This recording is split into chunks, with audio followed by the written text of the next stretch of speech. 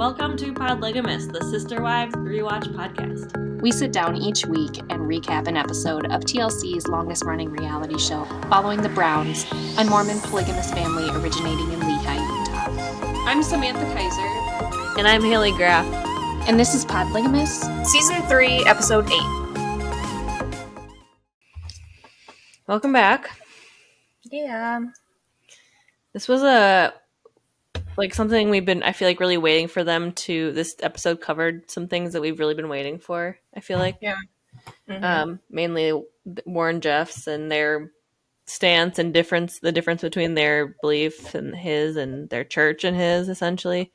Like, right. I really didn't realize till our mysterious listener messaged me that they really don't even call themselves FLDS. I think I put them in there because in all the historical stuff we covered, it's like LDS, FLDS.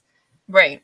But they don't there even isn't really... like a third group that you would put them in that we knew of. Yeah. I didn't think FLDS only meant the extremists, which is kind of what it sound like based on their explanation. Yeah. Mm-hmm. I mean, I guess you could say polygamy is an extremist element, but otherwise they're pretty modern. Normal otherwise. Yeah. But yeah, the description on this one was polygamy is the topic when a couple from the Browns church visits. Yeah. It aired originally November 6, 2011. And yeah, we get a visit from this other couple that's real, they're peculiar.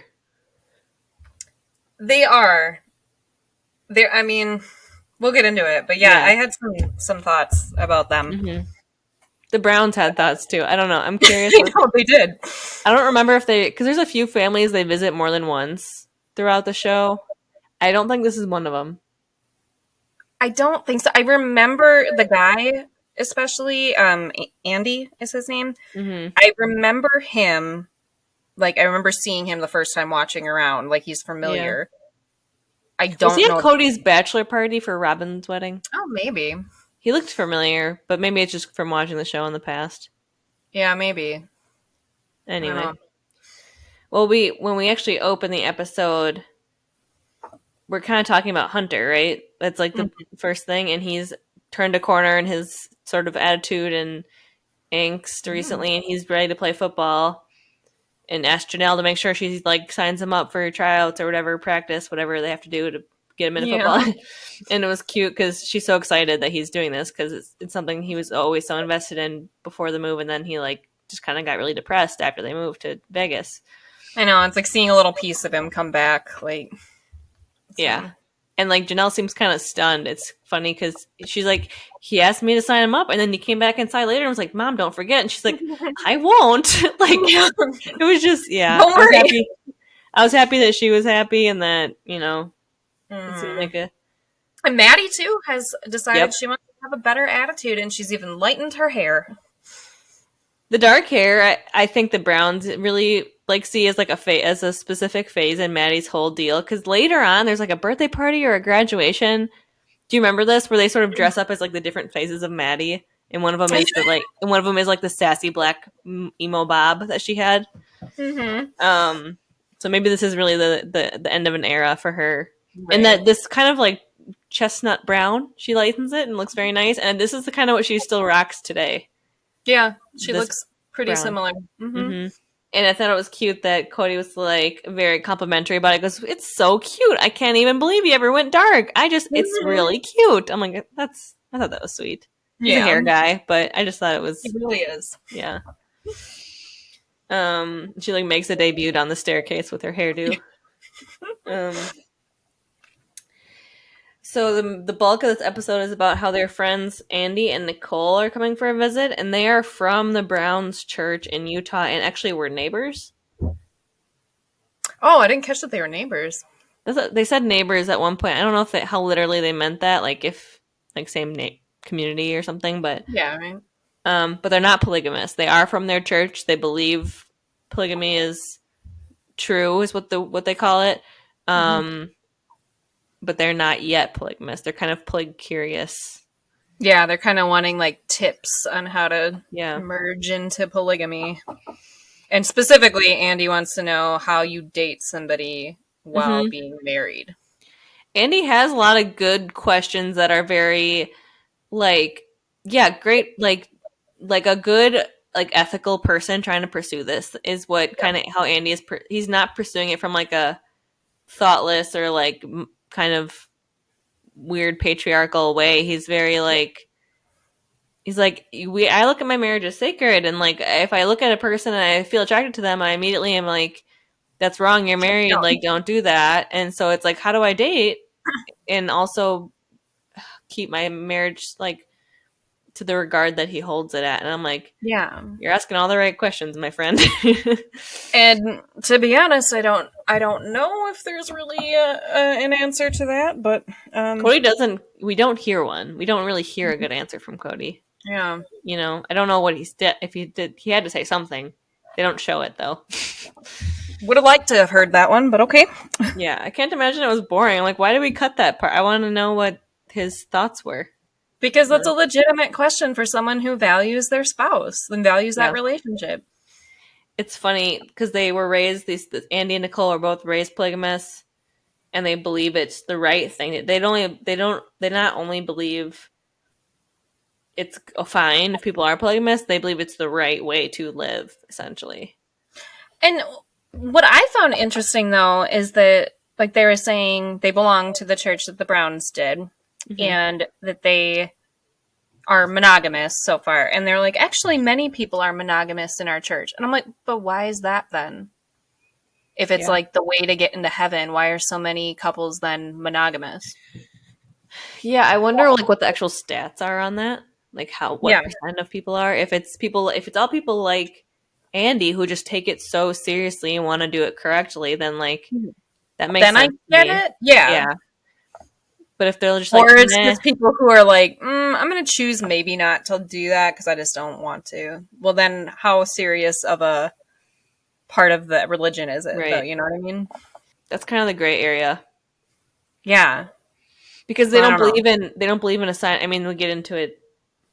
They don't believe in assigning wives. They don't believe in forced marriage. None of that. So like that kind of conflicts if you believe you should for sure be polygamous. Like you can't just. I'm sure it's difficult to naturally stumble upon multiple women. The numbers just don't add up, right? Like there's not 4 times as many women as there are men in the community. Right. There's actually, pretty even number. It's like slightly more women. Slightly more women. 1% or something. Yeah. Yeah. In the world. Yeah. Certainly not enough, though, for the number of women per one man. To, like, balance out in this lifestyle. Yeah. That's an interesting thought, too. What I also found interesting with Andy is that he was saying, like, he and his wife have 6 kids. So, and he's like, we're an established family and everything. I want somebody who also has kids. He's like, because a newlywed deserves a newlywed. And he's like, I'm 37. I'm not a newlywed, and I don't have any business like dating an 18-year-old who's never been married before. And I was like, that's an interesting thought too. Like, it's another point to his like ethical perspective on this. I think I'm really like I think it's I watch Andy like process this, and I just want to be like, you're not in the right place, my friend. The way you think and view the world isn't accommodating to this faith. And I think it's not going to logic out. Like you're not going to be able to. Like eventually you're going to hit a wall in this journey. I feel like you're going to realize it does not add up. I mean, because he's thinking in the way that we do, but like in this lifestyle that I don't know. But it's like trying to fit a square into a circle, though. Yes, you know, exactly. It's just it won't make logical sense with that line of thinking that you've already got. Yeah. Yep. I totally agree. That's a good way of putting it. I wrote Andy's a true believer, but he's very principled and feels his marriage is very sacred and holy. So like that's the true belief in this process, and the way he like very much values his marriage, which is actually very sweet. It just like it so clashes. Well, and I thought the really telling part was that, like, Mary was saying, like, if you didn't have to do this, would you? And he was like, no. And she was like, yeah, me neither. Yeah. Is that next? I'm like, okay. Yeah, is it the next That's part? pretty Because I telling. was like, I had a lot of thoughts. Yes, okay. They're kind of at a cookout and they're chatting more about like their lifestyle or whatever. And like Andy has a ton of questions for the Browns. Like, how are you doing this so well? Like, he really is looking at Cody like, you've done this. You're the role model to follow here, friend. And like, I want to be like you. And again, it's just another like, I don't want to call him naive, but it just feels. It feels like it, a little It bit. feels like he thinks that Cody is like made it simple when it's not.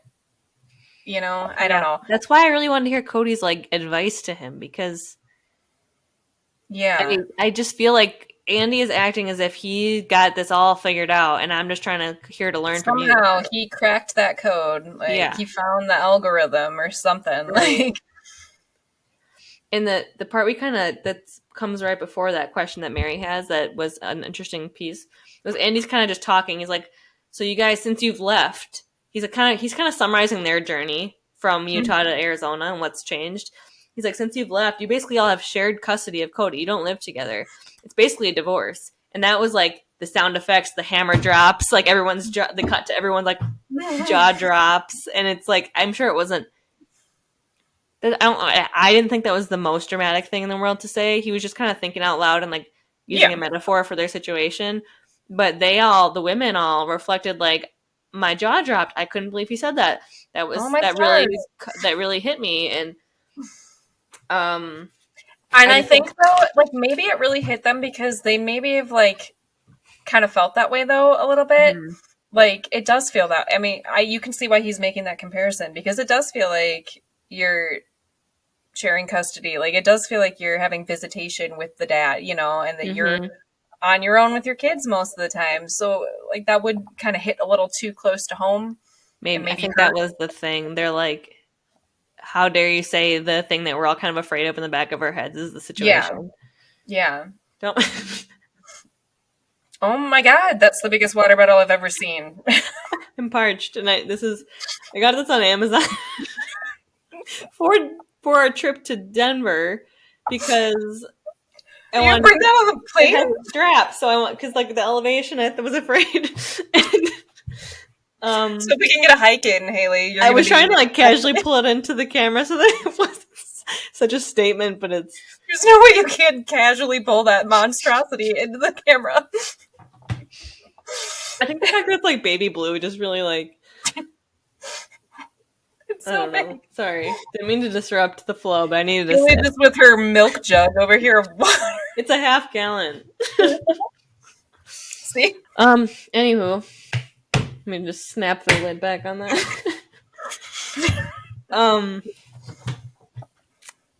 Yeah, it's much larger physically than I envisioned, but that's neither here nor there. Okay, so yes, then Mary. Is it Mary that asks him if you didn't have to do this? Would you? Yeah. And he just. I didn't catch where Andy says no. That both of them said no. Like he said no, and he was like, "Yeah, me too." Yeah, I caught the part where Mary was like, I don't think I would do it, which is so weird because she's such the banner child or whatever poster child for polygamy. She's the one who kind of was an instigator. Go talk to Robin, and let's acquisition Mary. Like and she kind of explains it like she's doing it because of her faith and her belief that this would bring me closer to God. So her motivation isn't that she wanted sister wives. I feel like she's always led us to believe she wanted sister wives. She wanted isn't that what she says? I wanted the family. I didn't just want the man. I mean, who said that? That was Christine. Never mind. Or Robin. Yeah. No, whatever. Christine. Yeah. Mary's. I just think it makes all of us better. So I guess that makes sense. That is kind of her perspective. She believes it's like right, like morally, religious, faith-based, correct for her. Yeah. Which is not the impression I've ever gotten before this statement happened, which was, interesting to me. And again, though, like saying, okay, it is going to bring us closer to God, but we still don't have the answer of how that is. Yeah, how and why. Okay? Other than the vague kind of like it makes us better, it makes us more patient, more generous, more... Like kind of overcoming jealousy. Yeah, like it's like you're a martyr. Like you're just like you've chosen a life of struggle, and that's Well done. why. You As know if what I? life itself is not a challenge Yeah, enough. like regular old Day to day. what we would call monogamy. I don't know. Just your standard bread life Typical, is pretty yeah, tough at times. but sure. Um, Let's make it harder on ourselves, because why not? it's almost like a monk. Is what I'm now comparing it to. Like they choose life of silence and of isolation and blah blah blah. Like it's Yeah, like on that level somehow. just what the hell for? Yeah, Okay. yeah. I don't know, but it's I don't know. Maybe someday we're getting closer. We'll see. Um, the next thing we see, I think, is their little church service, right? Mm-hmm. Yep. Um, So they do prayer time, and then they sing some hymns, which I found a little bit cringy to watch. mhm. I've never gone to a church where you sing hymns out of a hymn book or that are like Oh, really? old timey. No, it's always been like, and this is cringy in its own way, but Christian rock has kind of always been like besides Christmas where it's like Hosanna and like all these like old timey Christmas. See, Yeah, because no, mine growing up was, we had the hymns did you? in the pews, and you'd get them out and turn to page whatever and sing. No. So, Nope. and then when I have gone to a church with like where they've got it like projected up on the screen, and I'm like, what is this? Like, That's what I've always had, and it's like modern and like it's yeah, that was not how. yeah. So something about singing those in your home unaccompanied by any, we'll call it a cappella. It's just very sad and weird. I mean, I'm sure they feel connected in some way when they do it, but it makes Call it me acapella. uncomfy. Acapella hymn singing. Yeah. Well, there's no music. There's not even someone on a bad like acoustic guitar like I feel like most churches would have. Or like a piano Or in the piano. back, like. I take it back. If Michelle or Jake ever listen to this, once in a while they have a hymn thrown in the mix at the church I attend. So I just want to put that on the They record. do have the books. No, it's like a printout, piece of paper. Oh, okay. If they or on the screen, if that's an option, because they've had different locations with different amenities. But anyways, just to put that on the record in case. And I don't have much to say about the service except for Andy. And the funny thing I laughed to myself was I think Christine's running like the kids ministry a little bit in quotes, and she's like, "There's a number. There's someone we can call and talk to at any time." And this is God's number. And it just says JESUS. And I'm like, did you come up with this on your own? Because this metaphor doesn't work for me. My note was literally, anyone want to tell Christine that Jesus isn't a number, or like Letters aren't numbers. letters aren't a number, but okay. And you can't like dial J. Like, why are we making it this metaphor of a phone call and this is the number? Hello, God. Because like a person isn't a phone number. I don't say. Are you there, God? It's me. Yeah, and Jesus isn't like a human, a person or someone. It's just the number, the sequence of letters. Like it just was like I'm really not sure what we're going for here. Yeah, no, it felt a little forced. The metaphor. Yeah. The other note I have about the church service is that Cody's just like in the background sitting in a freaking camping chair. I missed that. I was like, I guess there's two more of them there. Limited seating. They've got like 21 people to sit themselves. Yeah. So he's just got a fold out chair, camping chair, just sitting there. It's like, okay. I missed that. And then I guess Andy kind of has like a little, I don't know if you call it a testimony or just like a little like guest appearance in their church service, and he speaks about how growing up polygamous, and they hid it from their neighbors, they hid it from everyone around them. It was a secret that they had to keep, and what their family has done, and how it's so right and so brave of them to come out, and what a difference it's going to make for their community and everything like that. Like he really like looks up to the Browns, it feels like. Yeah, he does. Which they don't have it all figured out, but okay. I guess. I mean, this move to be public probably feels pretty. They don't have like a lot of like people in the press that are they don't have media figures who are representing them besides bad things. So like maybe it just feels really representation, like, you know what I mean? Representation matters. Even in Mormon fundamentalists, not FLDS. That's true. Yeah, like that's a like he just good way to look at it. He seems like he's really moved by what they did, I guess. Yeah. Well, I think, and especially just showing, like, because they do get into talking about Warren Jeffs and stuff, and then just showing, like, no, we actually are loving people. We're family. Like, we're not freaking creepy child molester weirdos, you know? Yep. Right. And Cody's really flattered by what he has to say. Like, he kind of makes a point of saying that. And Christine, I thought it was sweet, too. Like, in their kind of confessional, when they're kind of reflecting on what Andy had to say about what they did. Christine's like so excited and like kind of emotional because McKelty approached her and was like, I get it. I get what you did. And we don't, I get why you did it. And I see why it was so powerful. And she's proud of them for doing it, which like, I'm sure from what she's like 16 or something. Yeah. I'm sure this angsty 16-year-old who's been, all of them have been nothing but oppositional. And for her to say that to Christine, she was just like, yes. A win with the teenagers. I made my teenage daughter proud of me. That's all I can do as a parent. Winning. Yep. Mary made the point that they don't get a lot of support from their church. So that's why Andy's speaking out kind of publicly, because he's on TV too. He's aware of that. Yeah. Meant a lot to them, that support that he voiced. And Cody just then, you know, like, talking about, with all the kids and stuff, talking about Warren Jeffs and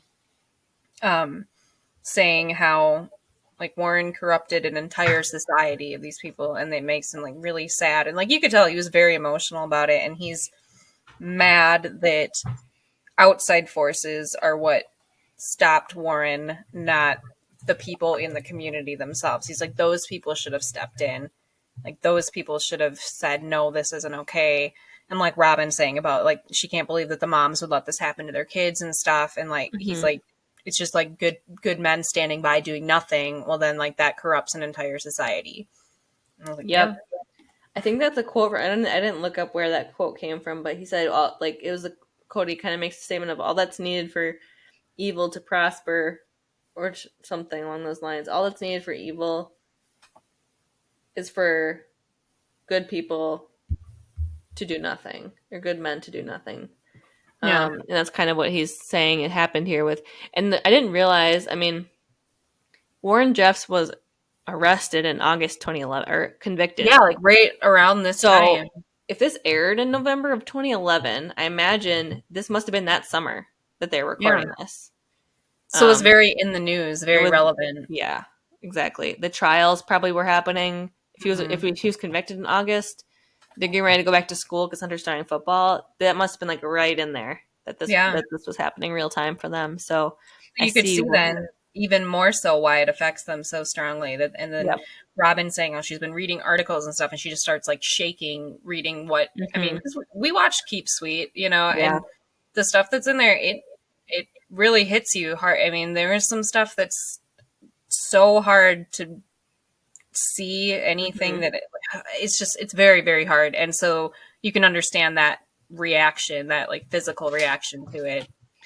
And then to have it be so personal from your own faith. Yeah. I bet they have connections in that community. You know what I mean? It's not. They probably know people in it. In Utah? Yeah. So, there's a really, I thought, interesting conversation that follows, because Cody's kind of just giving the Kid Reader Digest version of what happened with Warren Jeffs in that Short Creek or whatever that community was. Yeah.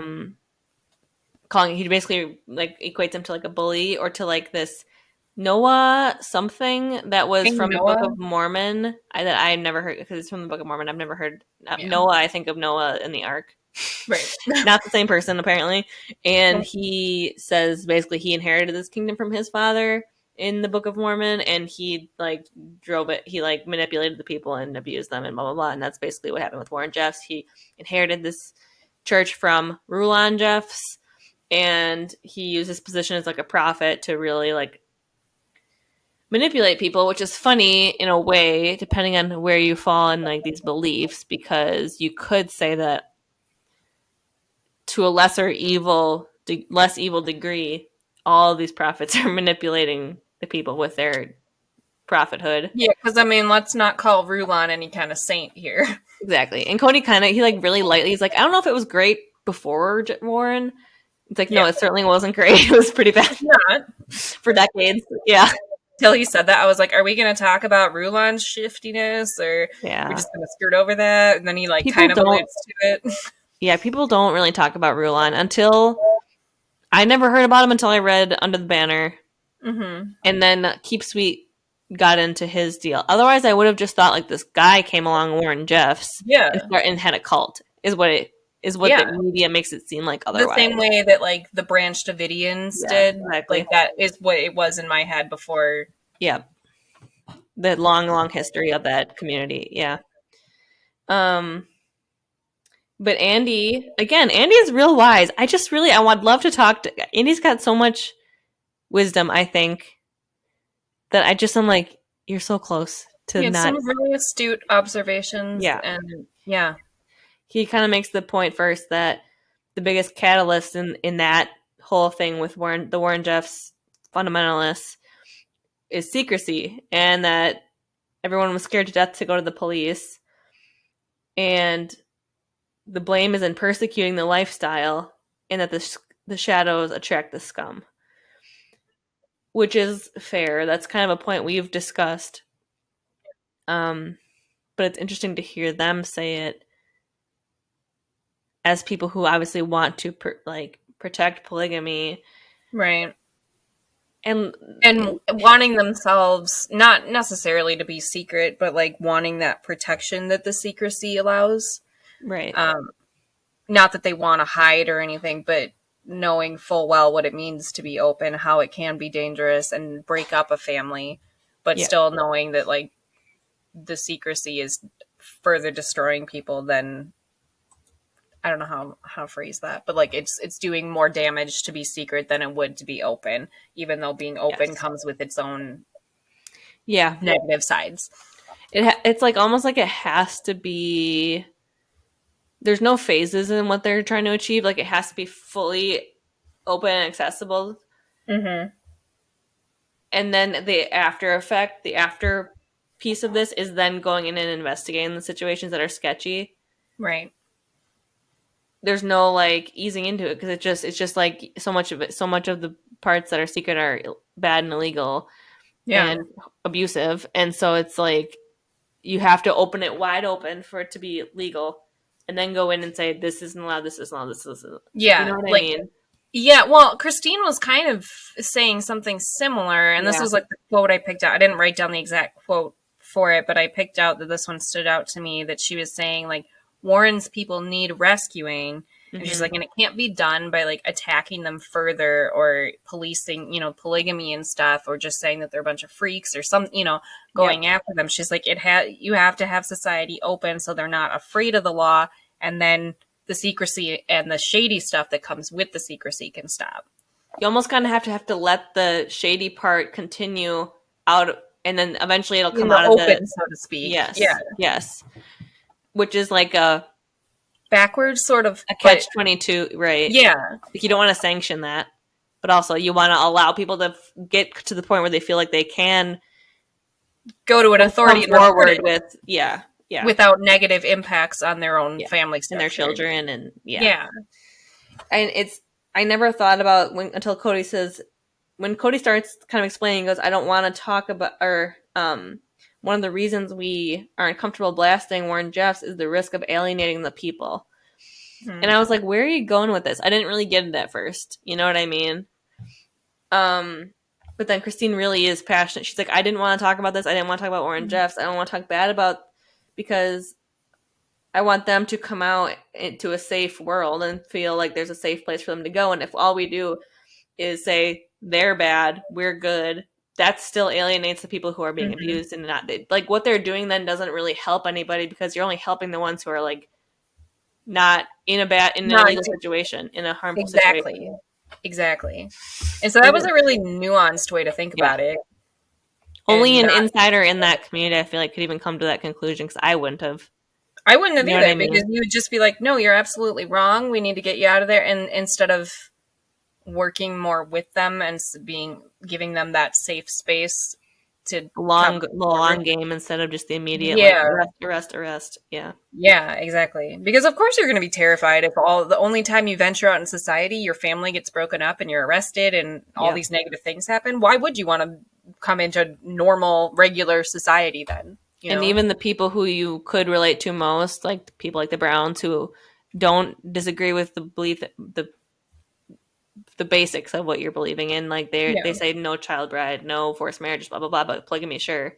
Mm-hmm. If even that population is like shunning you and differentiating themselves, like who are they going to go to? No one understands them. Yeah, you're going to circle up more and stay more in your little enclosed society. So yeah, I found that interesting. We've done a lot of talking about that community, and I just never came around to that side of the thought process. That was a really interesting point of view that I think needs to probably be said more. Like, Yep, the last kind of thing I think Andy says is they need to quit feeling judged, and that's the only way this is gonna break up this pocket of bad shit that happens in this community. Right. And then it shows a title card kind of saying that Warren Jeffs was sentenced to 20 years in prison. I didn't realize 20 years, because that's over now. No, never mind. He has only 10 years. 2011. Yeah. I was like, wait. I just hope more had to have been added after this. This was the initial, like, after all the videos came out, you didn't have more charges to keep him in prison for life. You know all the footage they had and recordings that we saw in the temple or whatever that they found of all the ceremonies. Right. I got to imagine that more was added to that. I hope. Probably. Maybe that was just the initial. Yeah. We'll have to Google that later. And yeah. Heaven knows I won't fact check that now. Yeah, then they go on a cruise on Lake Mead with Andy and Nicole. Oh yeah, that seems to be their spot, kind of their little cruise they do. Right. Oh, Mary starts. Mary's the one who kind of keeps asking these questions, right? Or wait, what do you have next on your? Yeah, because Mary asking kind of why they want to be living plural marriage, and Nicole's response is like, for the kids to have playmates, which they have 5 siblings, they have playmates. Like, I was like, fine. This is not okay. She didn't really have a good answer. She didn't seem sure of what she was saying. She's like, the kids have playmates, more kids, support. You know what it seemed like? It seemed like when you're in an interview and you get asked a question that you're not prepared for, and then you start like rattling off some shit and just hope. It's like the Michael Scott thing where he's like, I start a sentence and I hope I find it along the way. Yeah. I'm like, that's kind of the vibe I got. Like, I'm just going to say some things and hopefully they're not like actually really listening to what my reply is. And then we just move on. Yeah. She just seemed a little stunned by even having been asked the question, which if you're something you're pursuing, you think that would be something you have a clear answer on for yourself. Yeah. If you really believe so strongly that this is the right path. Yeah. Because the term they use often throughout the show when they talk about this is testimony. And Nicole basically says she has a testimony of her childhood and her life and it being good and it being around them, and she believes it's right and true. True is the other thing they kind of... It's true. Polygamy is true. Yeah, which must be like shorthand in their church, because they throw that language around a lot. And then Robin's kind of like, okay, you've got the testimony. She's got the testimony, but what else? And they use that word a lot too. They use that towards Leo when Leo was talking about wanting to be a sister wife someday. And there's other instances where it's like, I had the testimony. I bear testimony. And that must be part of... They say in Under the Banner where he's like, I'm losing my testimony. Yeah. That must be a Mormon, like, kind of just like a term that's used a lot in because we think a testimony is like, you think of it like court. Like, I guess the testimony would be like telling the truth, telling the story. Telling your story. The testimony is a term I've heard in my own church, but they use it in a way that like it's just like a commonly used word in their household almost, as opposed to like, oh, so and so gave their testimony. Like that's basically like their path to finding God. A lot of times it's like what that's so like it's not quite what it means here, but they've just witnessed the results of polygamy is basically what they're trying to say. They've witnessed the gift of it or something, and that's what they call their testimony. But it must be something they talk about a lot in either Mormonism or in polygamy because it's just a term they throw around a lot for a word that you just don't use in conversation that often otherwise. You know? I don't know. It was interesting. But yeah, Nicole's like, the kids have each other. They have playmates. Lots of moms. And then, Robin's like, oh, well, do you see, like, a benefit of a relationship with your fellow sister wives? And she's like, I don't know. Like, she basically is like, I didn't think about that. She, like, pauses and she goes, sheesh. Like, what have you thought about, Nicole? Like, it seems like not much. Yeah. And then she's like, we're sacrificing our relationship, our marriage for this. And I'm like, if that's what you really feel like you're doing, why are you doing it? Because if you're willing to sacrifice that, I don't know, like, does that really mean something? The thing is, I don't feel like the perspective is that you're sacrificing your I feel like the goal is that you're somehow improving your relationship, right? Like, isn't that what they usually I guess, like, say? Isn't that what the Browns usually say? I guess. I don't know. But if she believes that, then, if she believes that this is actually going to negatively impact their relationship, then why would you do it? Because you feel like you would only do it if you're like, this is actually going to make us stronger. This is actually going to bring us closer and bring us closer to God and in our faith. If you believe you're sacrificing what you have right now, which is a good thing, I don't see what the point is then. I feel like they really must be that faithful that they believe what they're being told, that this is the right thing and the thing that will get them closest to God. And if they rely on that, too questioning and too logical to like. I know. That's why I think I want to look and see if they ever get there because I feel like it doesn't make any sense that they would based on unless he totally just puts it on a shelf, flips it off like a light switch, unless he really does that, which could be because it's also a big part of their faith. But you know how like when they've talked about in Under the Banner where they're like, we send the kids off to Brigham Young University, even a Mormon university, and they go and they study geology and they're like, oh, the earth is actually older than we thought. And then they come back kind of like questioning their faith and not really believing it. I'm like, the second I think you start doing that and start trying to put those logical structures in place, the stuff that doesn't make sense logically, I don't know how you can keep believing it in the same way, at least. It's unless you really are the type of person who there's different. It has to like be like separate. Like it can't all be in one box together. Like I feel like you have to compartmentalize some stuff then. I feel like that's what happens typically. But also we're on like a lot of tangents on this one, but the funny thing is that Cody's so encouraging of them getting an education, becoming worldly, asking questions and challenging their beliefs. Like that's a big thing for him with his kids. Yeah. And yet it ends up. Look how many of them are not polygamous. Yeah. So it's like he did, I think, the right thing. I think you should encourage your kids to go out and decide what they believe, like, and come to their own conclusions and not be cookie cutters of what your beliefs are. Definitely. But it does backfire for him. Well, it clearly backfires though in the Mormon community when they're sending him to college too. I'm like, that education changes. They're not just blindly following what they're told. They're questioning the stuff that doesn't make sense. Yeah. It's real, like, it's almost like a real, like, they're always being tested. Yeah. You know? I don't know. You're really faithful if you can have those doubts and still push through.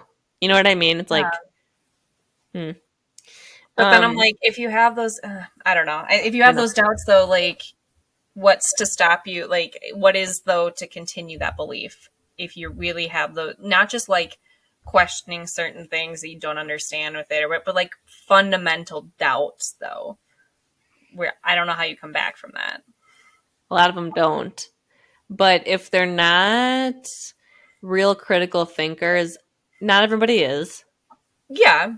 So Andy seems like he is. yeah. He I'm curious about. Where he ends up. We'll have to look into that after this. But Yeah. Mary also even asks Nicole, like, what are your fears about becoming a plural wife? And she says not having Andy every night, the kids having to split time with Andy, we'd be sacrificing our relationship.